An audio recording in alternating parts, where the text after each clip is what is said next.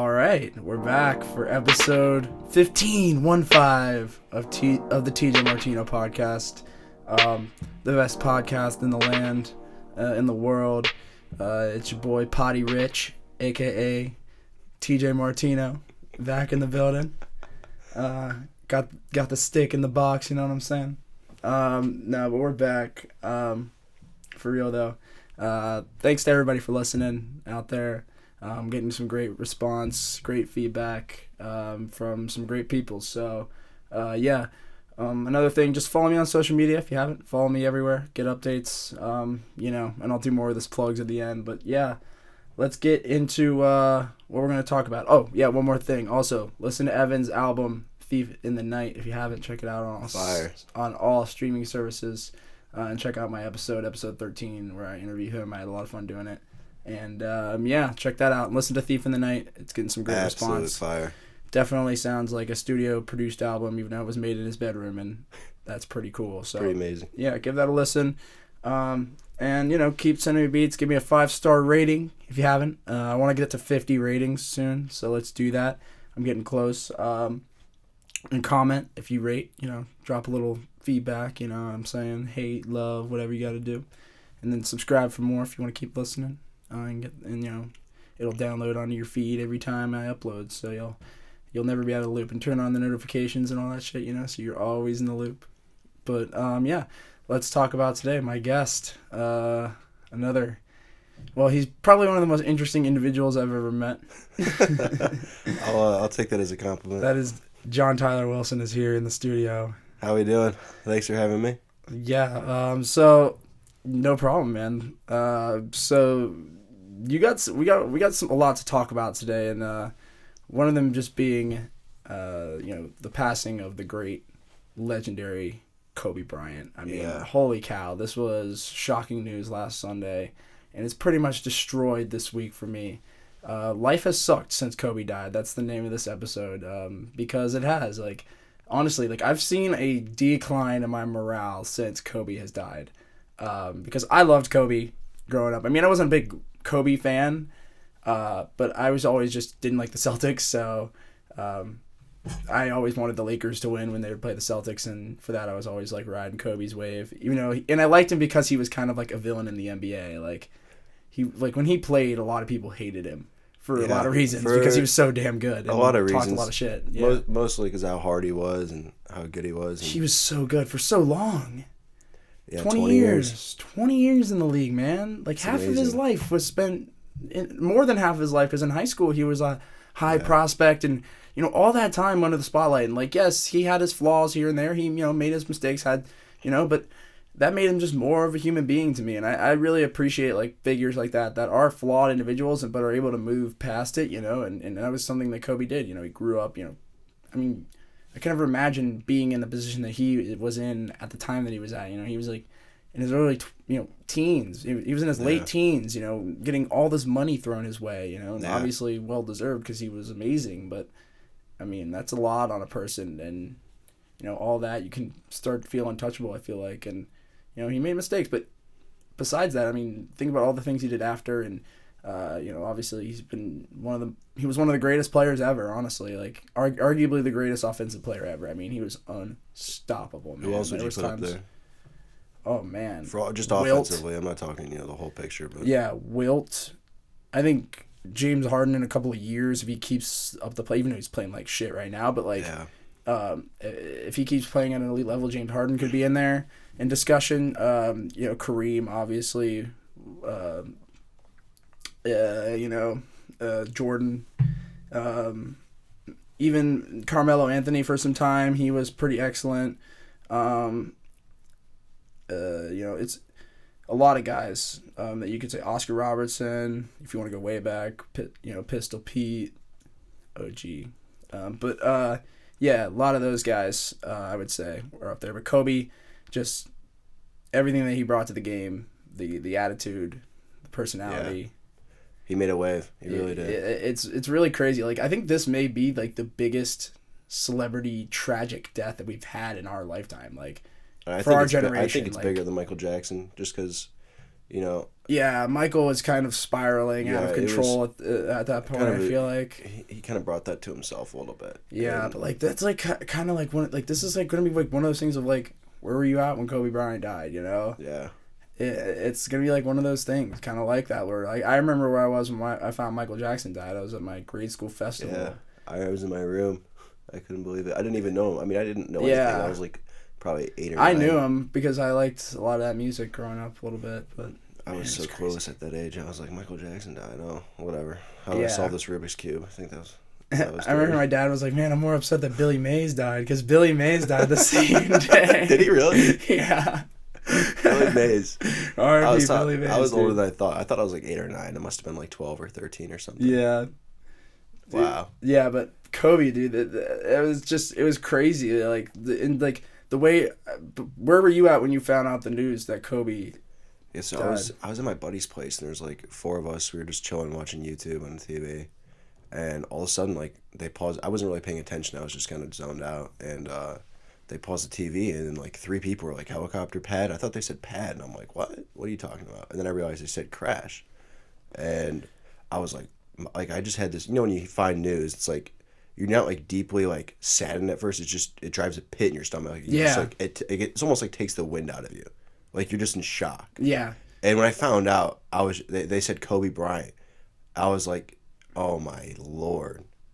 I was praying that there wasn't a lot more people on the helicopter with him. Yeah. And then the news was coming out, and they were saying, you know, all 4 of his kids were on there. There's 5 people. They said Rick Fox was on there. Yeah, I heard about the Rick Fox news. Which I think it's kind of embarrassing for the media, because everyone wants to break the story first. Yeah. A lot of these guys, you know, they didn't have all the facts put together, and they were just to try to get something out there and get some attention. They just were kind of guessing. Like, think about how much money ESPN made off of this. My God. That we were saying that at the apartment. Yeah. You know, ESPN is just making a killing. They're rolling in cash probably after. I don't think that's what's sad about it. Like, but I mean, like, what are you gonna do? Like, it is. They've been very respectful about it, and like they've been ESPN's been taking a lot of time for it. So like they deserve all of the money they're making off it, because they're doing a great job. So it's not a hate thing. It's a respect thing more than anything. And I want to believe that that's not on their minds. You know, I don't. Yeah. I hope that, like, you know, when they look at when they have their quarterly meetings or whatever, and they make their budget, and they're not like happy when talking about it, or like, probably not. I hope it's kind of just like like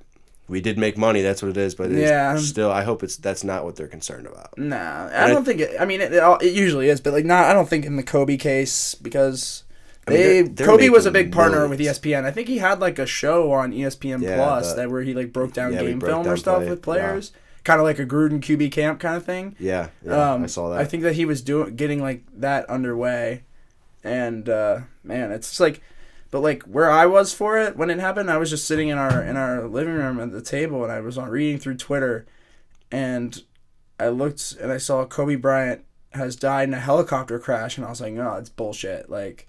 Yeah, and then but I was like, wait a minute, like, why would somebody make that up? So I like searched Kobe Bryant on Twitter, and as soon as I searched it, I saw a bunch of tweets about it, like from unverified accounts though. So I was like, I don't know if this is legit. And then I saw the TMZ article that dropped, because TMZ was the first to break the story. They broke the story before Kobe's family even knew about it, which is crazy. Terrible. And I mean, can you imagine? You know, Vanessa Bryant, or I don't know the rest of his kids' names, but I know he's an older one. The other 2 are younger. But, can you imagine if you're just at home and like your friend texts you like, "Hey, like, is this true?" Or like Vanessa's sitting there, crazy. Like, who knows what she's doing, and she just sees online like they can't even have like the personal privacy to have, you know, like a police officer come by the house and like kind of tell them, or maybe have someone else tell them. I don't know how they exactly do it in these high profile situations, but it's there'd be so many documentaries, and the way that this went down, it'll be one of the most notorious deaths and one of the most crazy deaths I think we're ever going to see in our lifetimes. I mean, of course, there's going to be more tragic things, but, like, you know, this is awful. Yeah, because Kobe was just such a big figure in sports, like, for so long. Like, he had such longevity, and, like, but at least, like, I said this the day he had died, and I remember when I found out, and I saw the TMZ article, and then eventually all of the other articles started coming out, and we turned on ESPN, and they were only doing Pro Bowl coverage, because like I guess they were trying to probably get the facts right too, because you don't want to come out on that, especially if you're ESPN, like a television station. You don't want to come out and spread fake news. So it's like you gotta nail it. And I mean, they were already like in the middle of a Pro Bowl thing, so we're like waiting for them to break the news. And then I don't know if they ever did on the Pro Bowl. We turned that off. I didn't watch any of that, but yeah, I remember just being in shock and just and later on in the night, as the night went on, it started hanging over me more and more, and it just was really like I was really upset like at night. And I watched the Dear Basketball, the mini short film, and I was getting emotional because I was just like, damn, like that's like almost like a send off for him. That little video that won him an Oscar is so good, and it's even better now watching it. It's almost like eerie now watching it, but it's so good, and really makes you remember what you love about Kobe, which was his respect for the game of basketball. Absolutely. And all of the other things that went into it.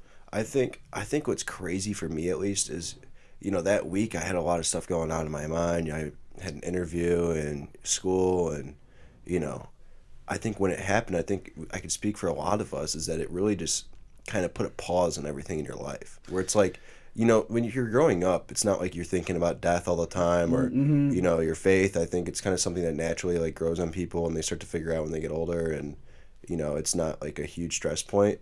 But when this happened, I think everyone kind of really sat around like, it's like, shit, like that could be me. Like one day that I'm not going to be here anymore. Yeah. And I think that's the thing. Like it's a reality check, because like if Kobe can die on something so freak accident, mistake, like who's to say you can't, like who's to say anyone can't? So it definitely like brings mortality to the forefront of a lot of people's thoughts, just because of like how young Kobe and his daughter were, like and they had so much left. I've been hearing so many people on the news and stuff say that he had so much to give, and like it's true, but like I said this before he. And I was trying to mention this later before I got sidetracked, or before I got sidetracked. But the thing about Kobe is that like he was just so like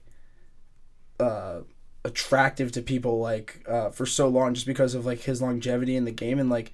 But at the same time, he was such like a great mentor to a lot of people, and like, but at least like when he retired, like he had a couple of years. He didn't die like in his career. Like that's what I said. Like at least he didn't die like during his career. And let's face it, he had a great life. Granted, he lived for 41 years, but like he didn't waste a second of that 41 years. He lived a phenomenal life, and that's why his little daughter Gigi. I mean that's really more heartbreaking. To me, I mean, yes, Kobe dying is tragic, but the daughter and the other kids that were with them is really making this hurt even worse.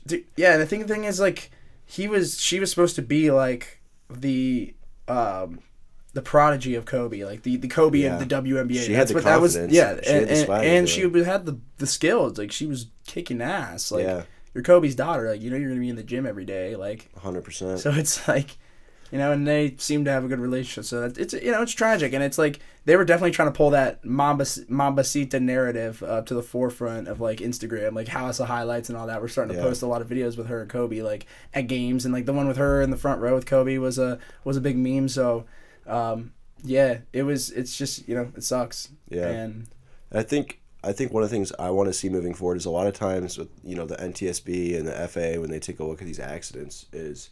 You always try to learn something in aviation. I mean, that's why airplanes are safer than they've ever been, is because we learn from our mistakes. The United States hasn't had a commercial airplane go down in 10 years, and there's a reason for that.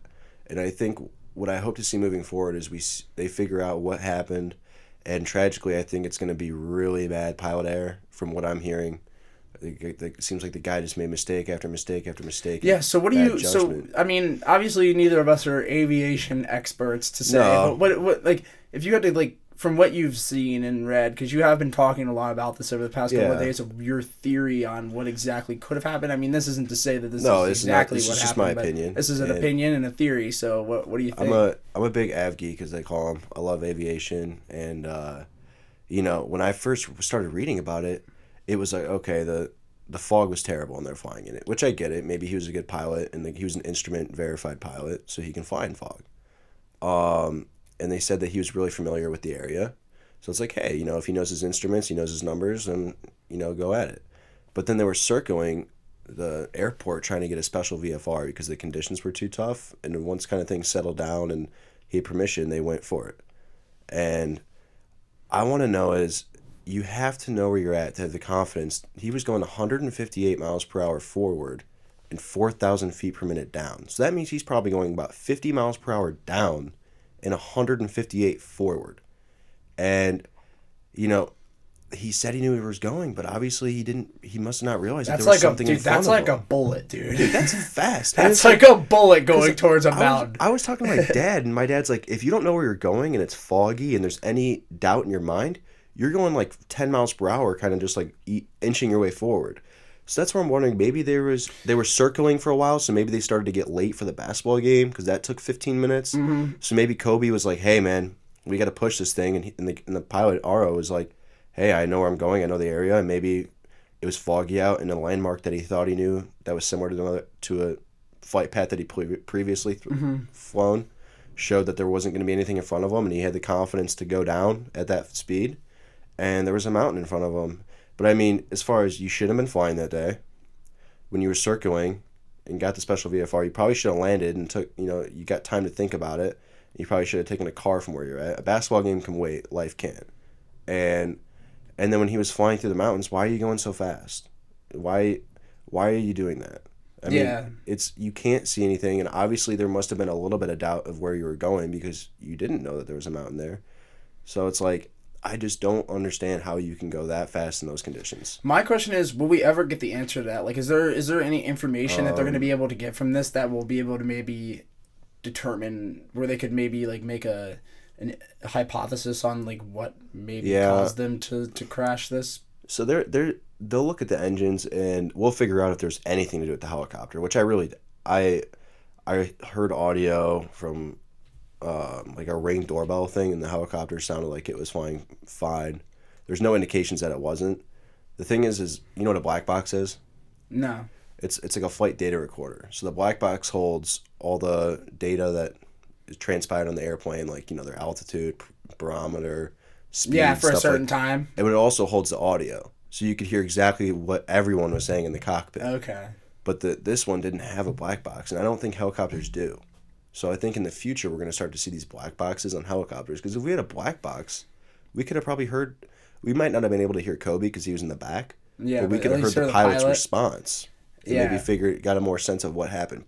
But honestly, like, dude, if there was a black box and you'd heard that Kobe was pushing him to go fast, like, I don't even know if I'd want to hear that. Yeah. And like, and I don't know if that's necessarily the case. No, no, that's just a really it could be. It could have been a lot of things. Like maybe it was the pilot had hubris and thought maybe I can get him through this, or you know, or maybe the pilot just really thought he knew where he was going. Yeah, maybe. Like who knows? You know, and we may never know. But honestly, like at this point, like, what is there to be done with it anyway? Like it is what it is. Like it's we gotta learn from it, and yeah, they'll make it. You know, hopefully the private sector of, you know, helicopters and, you know, commercial flights is very regulated. They would never fly in these conditions. It's super safe. But the private industry, you know, it's a lot more lenient as far as what the pilot wants and what the customer wants. Totally. And I think in the future there's a lot more because there's no real guidelines. Yeah, there's a lot more freedom. I mean, there's still guidelines. There is, but like not in the sense of like being under like a company or like flying for like the United States of America. Right, flying for the government. Yeah.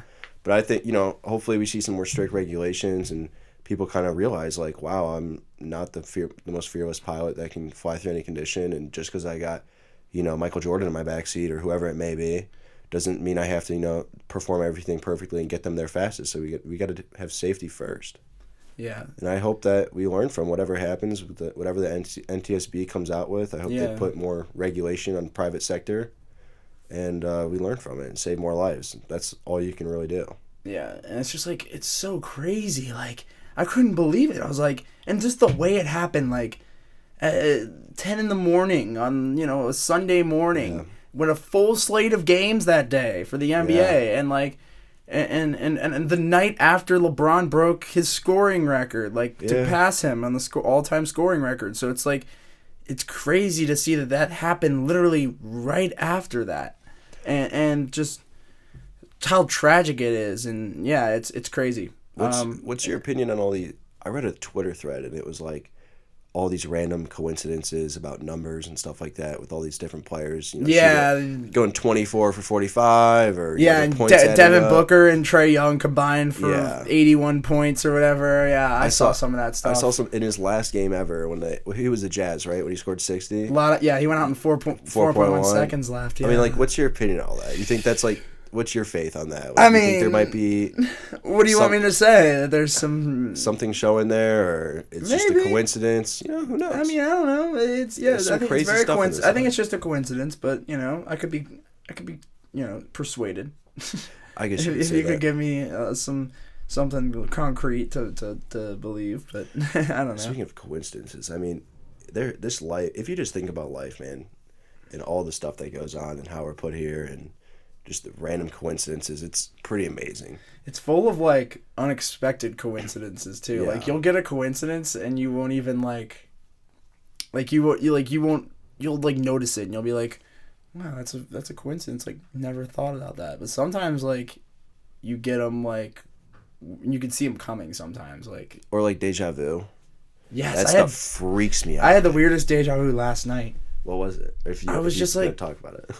I was just sitting on the couch and like basketball was on and like I had my phone out and I was on Instagram and like I was sitting next to like the same people I felt like I was sitting next to, but like I wasn't. It wasn't like I didn't feel like deja vu, but like I had how like deja vu has that feeling inside of you. It's like you connect random pieces together. Yes, exactly. You can't put together a perfect memory, right. But it's like it's hard to explain. It's hard to explain. You're like in a position and you draw like a bunch of random different pieces of a memory, and then it gets inside you. You're like, oh my god, like I've been here before. Like this is what the hell is going on. It almost feels like you resurge into like however old you are when the last thing happened. It's like you become that age again. It's like you just start over and you start from there. It's like a weird transformal experience. I don't know. But you can't tell. Like sometimes I get caught in it, and I'm like, I can't tell if I'm in the past or the future right now. Yeah. You ever feel like that? And then you just like snap back into reality. Like 2 seconds later, and you're like, I'm definitely in the present. I'm not in the past or the future. No, yeah, it's blows my mind. As far as just life being crazy and stuff, I had a question for TJ. I don't know, like 2 days ago, and I believe I read online. I watched a TED Talk from an astronaut. And back in the day when we first launched, the Apollo 13? Apollo 11. Which one? I don't know which one was the first one. To get on the moon? Yeah. Apollo 11. Yeah, back in the day, I guess there was a 1 in 9 chance that you're not going to make it. And I think today I read online or from this TED Talk, don't quote me on this, I could be completely wrong, but it doesn't change the basis of what I asked TJ. And I think it was a 1 in 29 chance that you're going to make it today.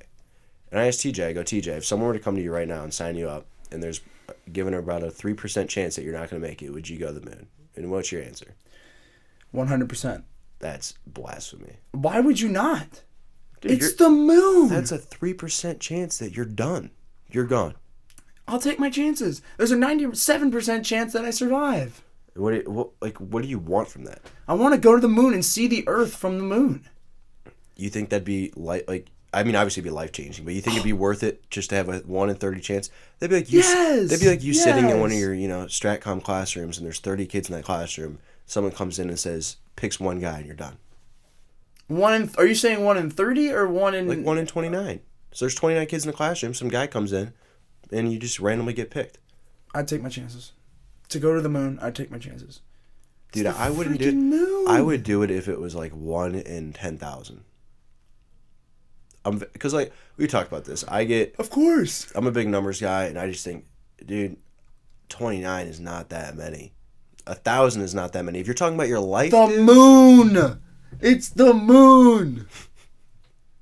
I mean, I understand. I mean, it would be pretty badass to go to the moon and just. It would be amazing. Come back down to Earth and be like, yeah, I just did that. Like, yes, I went to the moon. You'd be a popular figure. You'd be an icon. Totally, I would take if I took a picture of the moon, it would get 1 trillion likes.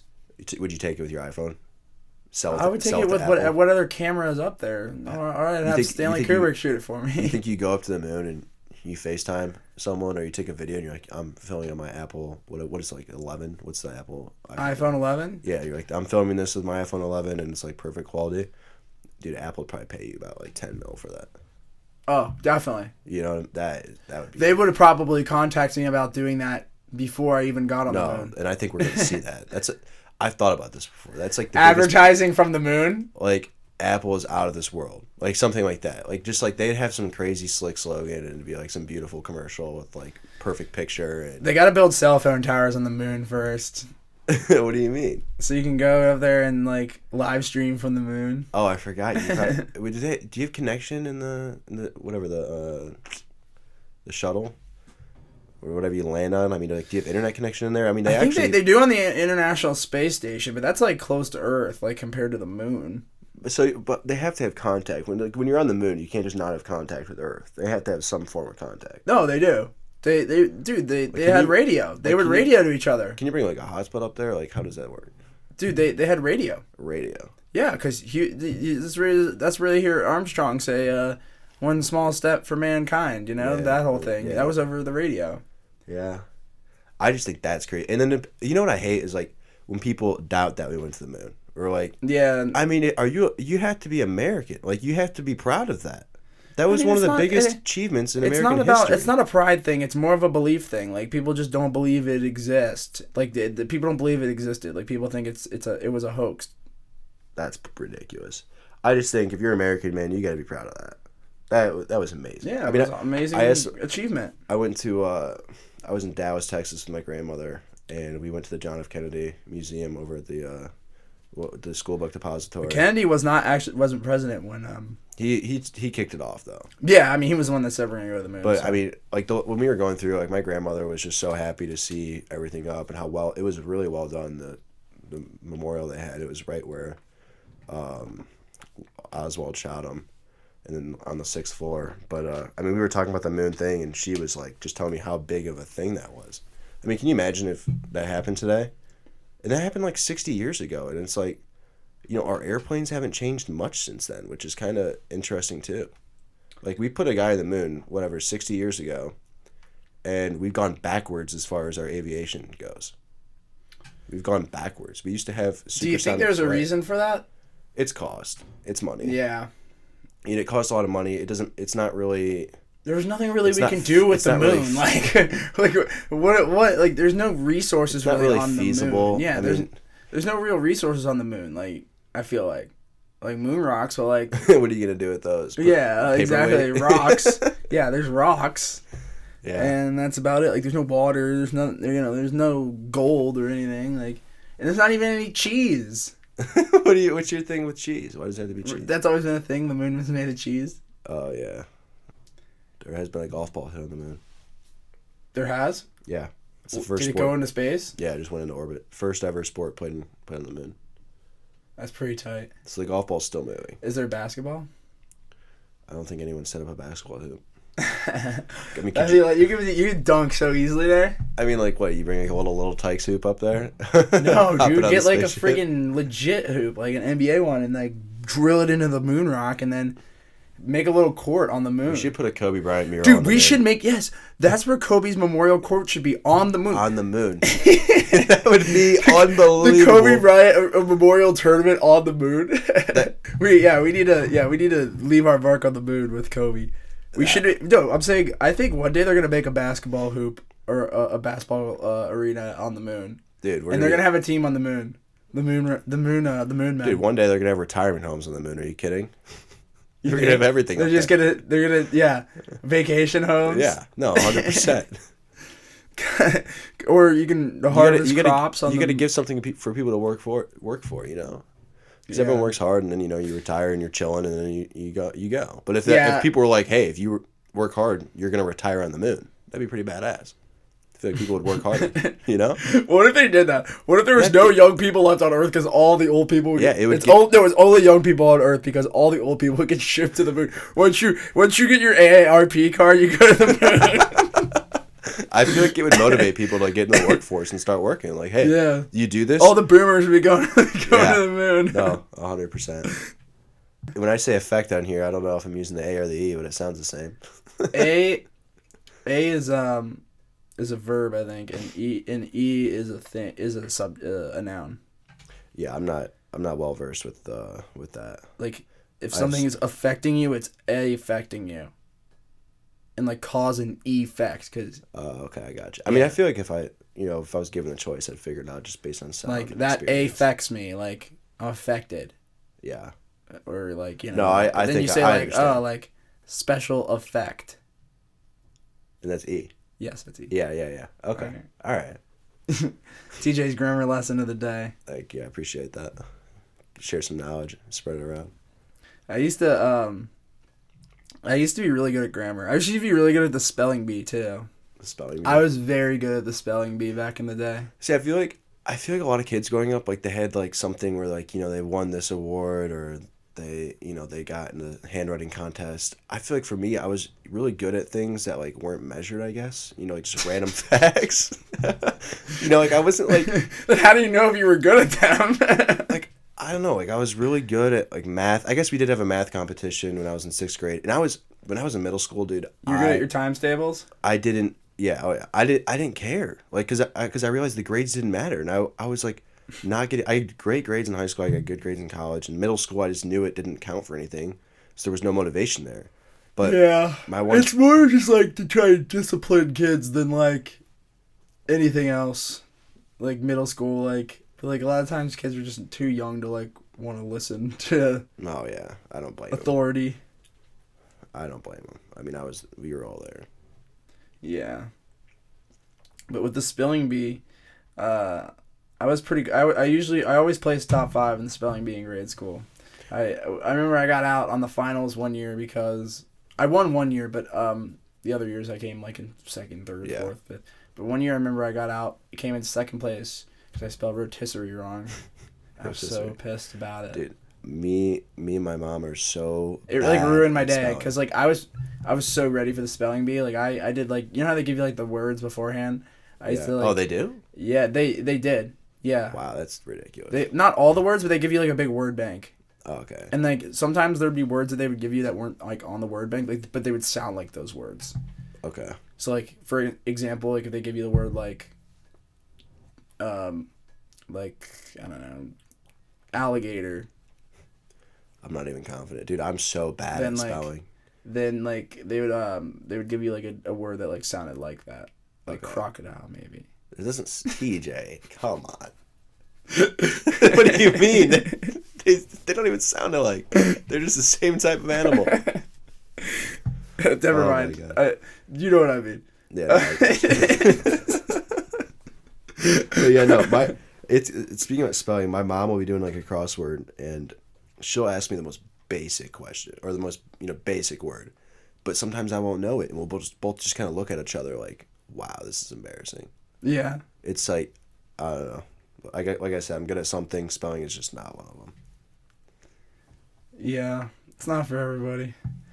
It's like because like learning other languages made me realize like how difficult it would be to learn English. No, yeah.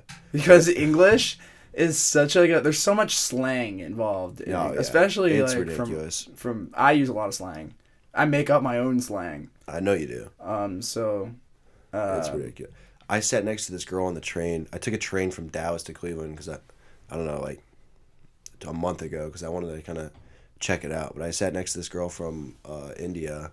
She goes to the University of Chicago, and she knew like 4 or 5 languages, and she was like my age. And it's like, I mean, I had time growing up, but like, how do you go about learning 4 to 5 languages by the time you're 21? Yeah. You know what I'm saying? It's like, are you born learning them? Do your parents know them and they kind of speak in all of them? Speaking of Kobe Bryant, the dude knew like 5 languages, right? Kobe? Yeah. Yeah. Luka Doncic he's Slovenian? Yeah. And he spoke their language. Like did he just learn it for that one game? He said something kind of like ridiculous to him on the sidelines, and Luka turned around and was like, "Who the hell's talking my language?" I mean, how many documentaries are going to be made about Kobe Bryant? Oh, a handful. What's the over under by the time we're 50 years old? 12? Yeah, probably. I mean, our kids are going to be asking about us. I'm a big golf fan. You don't know who Payne Stewart is, do you?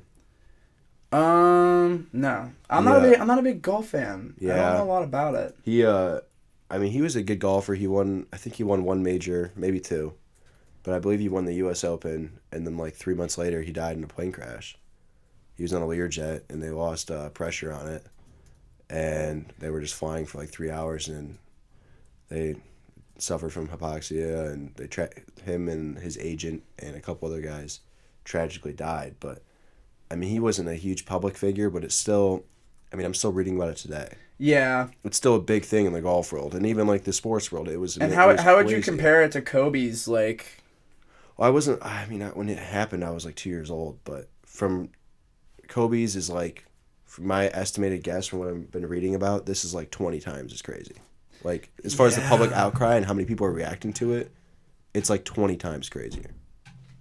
Yeah, it's just because it's the number of people impacted. Like basketball is just such a popular sport across the world. Sport, yeah.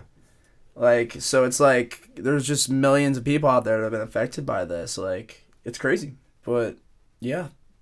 Anything going on in your life, man? No, I'm just finishing up school, trying to get out of here in a hurry. Well, not in a hurry, but I gotta get out of here. I got a lot riding on this semester because I took a job out in Austin, and it starts on August, like late August, and I got 18 credit hours this semester, and I have to take 10 in the summer, so I can't mess anything up, man. I got to pass them all, and I got to do well in all of them, so yeah, I can't be staying here in the fall with a job offer. So I got a lot riding on it, but sometimes in life you just got to do things, and you can't.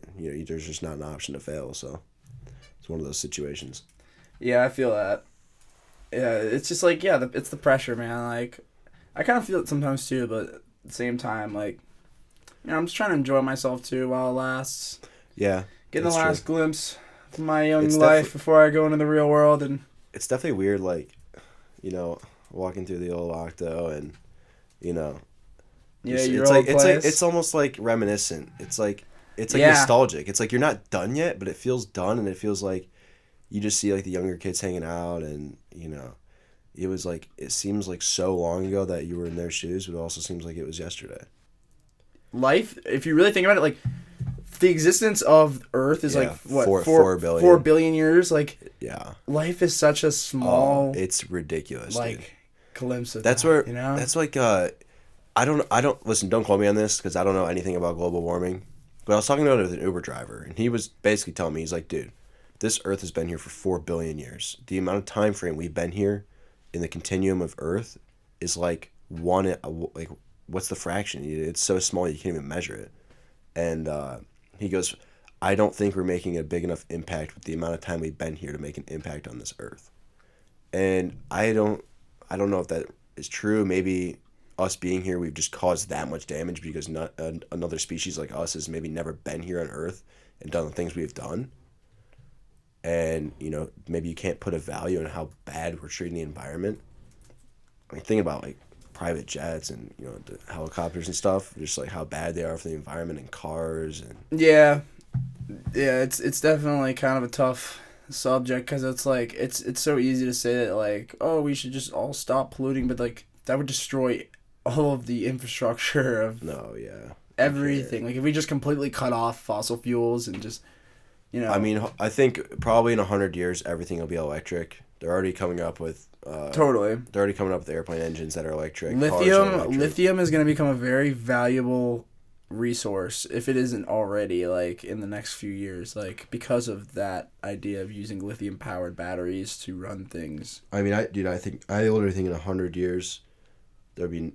The only time someone's going to drive a car with gasoline in it is for show. Like, when they want a loud, banging car, and they want to drive their Ferrari down the highway and let that shit ring. You know what I'm saying? Like, yeah. That'll be the only use for it. And I mean, these Teslas, let's face it, dude. This is what I've always thought about. You say you got a car that goes 200 miles per hour. What the hell are you going to do with it? But if you get a car that accelerates from 0 to 60 in, 1 second, I think if you know what you're doing, it might be safer to get yourself out of some accidents and some situations just to pull out real quick. And if you're looking for fun, well, you can't go over 80 miles per hour, so if it accelerates fast, that's the most fun you're going to have. And these Teslas are accelerating faster than the gasoline cars. Yeah. It's crazy, like, how that's, like, Tesla's definitely ahead of the game on the battery-powered cars. No, yeah.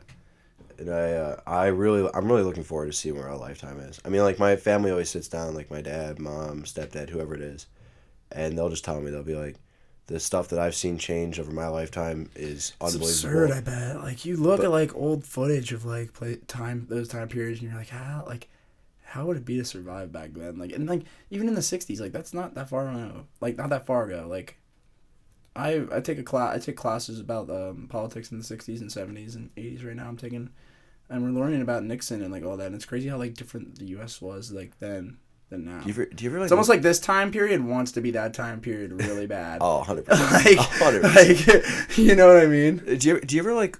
I don't know. This is me. This is like a weird quirk I have, but like I feel like back then like things just looked different. Like maybe it's because like the film. Everything was in black and white. Yeah, no, like it's. I used to ask my dad before you finish this. I used to ask my dad, "Did you guys used to look like was everything black and white back in the day?" When I was really little, I used to say that. And he's like, "Yep, everything we saw looked like black and white movies."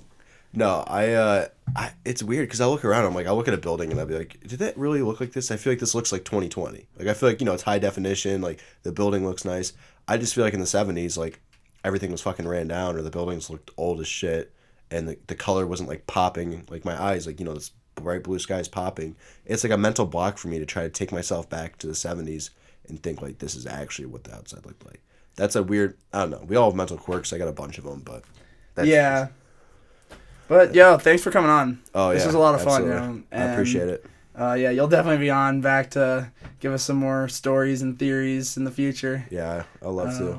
I got a lot to talk about. That's all we can. I love putting on the tinfoil hat, so you know that's always a good time. But yeah, thanks for coming on. Anything you want to plug? Just listen to Evie's new album. Yeah, Thief in the Night, Late Night Drive specifically. I think that's my favorite song. I mean, it really sounds professionally done. It's amazing, and like I said, everyone's got that friend that's like, oh, listen to this guy's album. It's my boy. He's a rapper. Like we all hate that guy. But like this is like legit. Yeah, it's legit. Him singing. I mean, it sounds. He's really talented, and I think he's just got a lot of room to grow. So yeah, 100%. I think this album's a good stepping stone. But yeah, anything else? No, that's about it. All right, well, you know the deal. Follow me on social media, all that stuff: Facebook, Twitter, Instagram, all that stuff, and comment on the Apple Podcast, Spotify. Rate me 5 stars. You know the deal. Facebook, Twitter, Instagram. You know the deal. TJ Martino. Just search me. You'll find me. Thanks for coming on, Tyler. And we'll see you on the next one. Let the beat drop.